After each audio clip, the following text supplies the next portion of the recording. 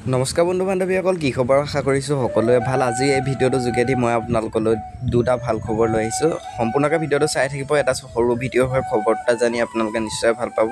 পলম নকৰি ভিডিঅ'টোৰ মাজলৈ আগবাঢ়িছোঁ। উৎপল দা অনুৰাগীসকলৰ বাবে এটা ভাল খবৰ। উৎপল দা অভিনয় চাই যিসকল লোকে ভাল পায় তেওঁলোকৰ বাবে ভাল খবৰ।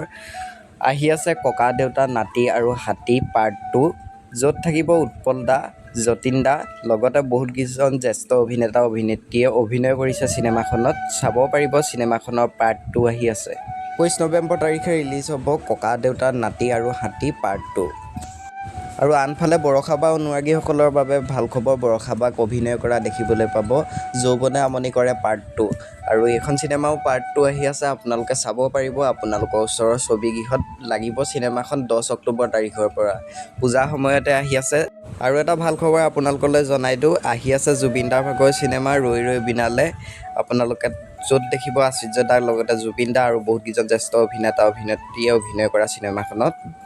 খবৰটো শুনি কেনেকুৱা পাইছে কমেণ্ট ছেকশ্যনত কমেণ্ট এটা কৰি জনাব। আৰু নতুন যদি কোনোবা আহিছে চেনেলটো ছাবস্ক্ৰাইব কৰি ল'ব। আকৌ বেলেগ এটা ভিডিঅ'ত আপোনালোকৰ মাজলৈ আহিম।